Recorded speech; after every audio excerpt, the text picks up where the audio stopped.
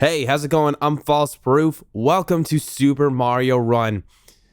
I'm very excited for this. It just dropped on the App Store, but let's jump right into this. Or let's run right into this.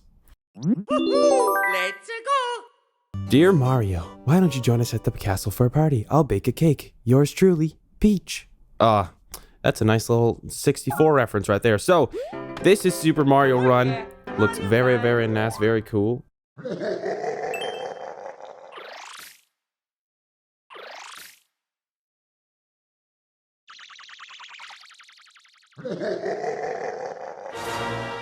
Wow, I'll be taking that cake and Peach too.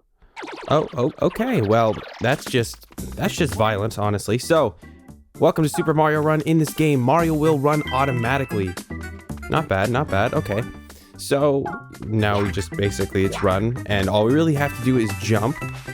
But then, obviously, if you want to get up to like platforms like that, you gotta jump. Yeah, or else you're gonna fall. Or if you make a mistake, you'll pop into a bubble and get to try again. So, very reminiscent of the new Super Mario Brothers Wii game, or any of the new Super Mario Brothers series, because that is the aesthetic we're looking at. Honestly, that's it. Not sure why that is a thing, but the longer you touch and hold on the screen, the higher he'll jump. Okay, so this is basically like an endless runner. And okay, that is, you gotta really get used to like the sensitivity. And okay, there we go. Ooh, look at my mushroom. So obviously the longer I hold, the longer he'll jump. But it's a little weird. Like the sensitivity I find is like a little bit wonky. It's definitely a lot more sensitive than most. I would say most endless runners where you do sort of hold to jump higher. In my experience, it's not too bad. It's just, I find it's just maybe a little bit more sensitive in that aspect. I gotta go save the princess. It's very important. So I guess the world tour is sort of like the beginning. Okay. And then obviously I can compare my stats with friends. This is cool. It's very different than most Mario experiences we've had in the past. But I think it's really good and it works really well on iPhone. Honestly, I was not expecting like a major Nintendo title this year at all. But hey, I am okay with this. Okay, I wasn't sure. I thought those were checkpoints, but I guess it's just a stop clock kind of thing. Now the timer thing's a little weird to me, but it's really not too bad.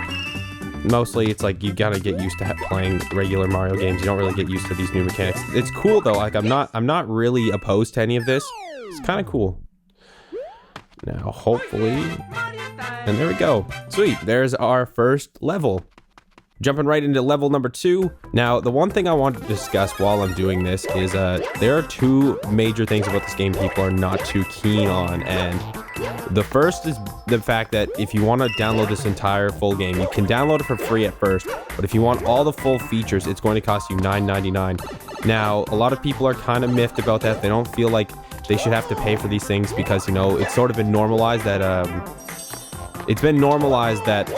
mobile gaming is pretty much, just a whole lot of, free to play. That's the same thing that happened with Pokemon Go. Pokemon Go is free to play, and then you would pay for in-game items. Do I agree with the model? I think it works really well for mobile, considering the fact that people are already spending $900, $1,000, $1,100, $1,200 on their phones. And do they want to be paying like premium prices for games to play on their phone? Probably not. It's, they have, and even for major gamers, hardcore gamers, they're going to be paying already for game systems. So they wanted to have these same kind of prices on mobile. Of course not. And mobile is mostly designed for smaller types of gaming experiences. Now, with that being said, I know how Nintendo kind of structures their payments.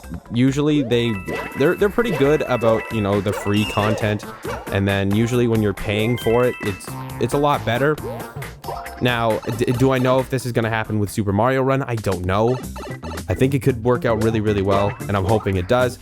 I think I'm probably going to spend the $9.99 on the game, and I think it'll be worth it. Jumping right into level 3. Now, the other major thing about this game is it always has to be online. You cannot play this offline. You have to have your Wi-Fi or your data on to play this game.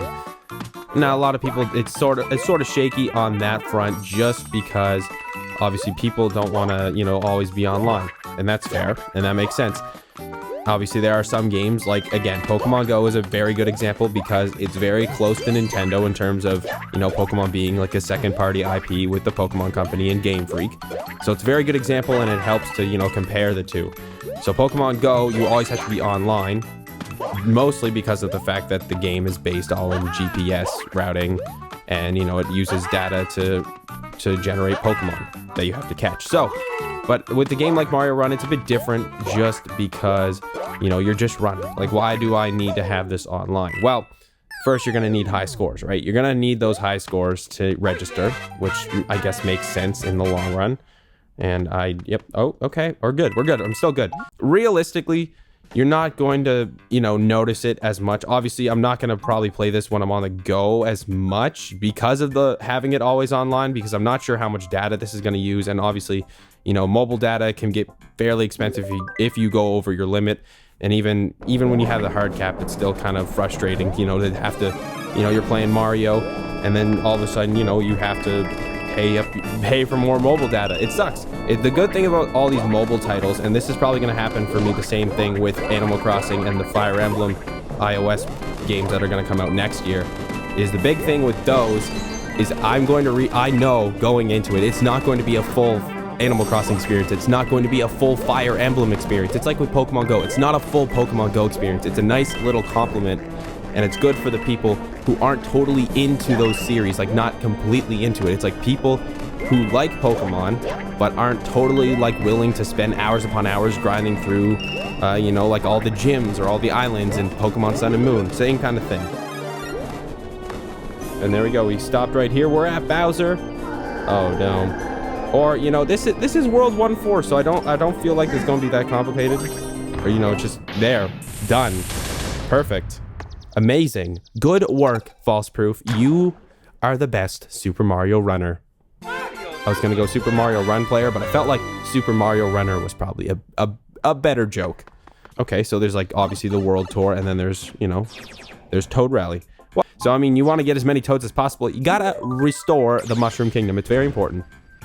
And obviously you want to get those mushrooms. But hey, it's not a big deal. Oh my goodness. Okay. Oh, we got one Toad already. Nice. So just keep moving. Probably should keep, yeah, just keep moving. Ooh, damn. Okay. Ooh, wait, why do I have a blue star? Oh, there's the coin rush. There, more coins. More coins. Okay, I like this coin rush. You know, this coin rush concept is cool. So who wins this? Oh wait, is it? Oh, okay. So I guess we just keep going till the clock is done. Okay. And there it is, finish. It just felt like that level was going on very long. So I guess it really mostly has to do with how many coins you're getting. Okay, Toad tally. I got a whole lot of coins. And there we go. I won. What you got? So what do I get if I win? I think I basically just got a bunch of red Toads. Okay. Just as a quick final thing, if you link your My Nintendo account, you can get Toad as a playable character, so we can receive Toad. Awesome. So now if I go back to the World Tour and we're gonna do World 2-1. As you can see, I got Toad. And also, if you can kind of see, we can get Luigi, we can get Peach, we can get Toadette, and we can get Yoshi. But we're gonna try out Toad super quick. All right. Oh, and there he died already. Perfect. That's exactly what I wanted today. Oh, and this is almost weird. It's almost like the original Mario Brothers arcade game. I'm not mad about it. It's just it's definitely different. That's for sure. Now we going into a new room. Oh no. Okay, we going back up. We're back up, and we'll see if this door works. Oh, this one did work. This is super weird. It's like a weird little ghost house, but it's very interesting because it all fits on one screen. It's cool. It's just I find it's very interesting. Oh, and there we go. Perfect. So, I mean, Toad, honestly, it's really not any different from Mario, but it's cool still playing as Toad, getting all those nice little Toad sound effects, Toad things. That's basically the beginning of Super Mario Run. I'm kind of excited to see what's going to happen next. If you want to see more Super Mario Run, let me know in the comment section, but that's going to do it for right now. Thank you all so much for watching. If you want to see more Mario content, I've played through a few Super Mario Maker levels, so there's a playlist in the video window and in the description. All my links are also in the description, and as always, set that ID value to false, and I'll see you next time.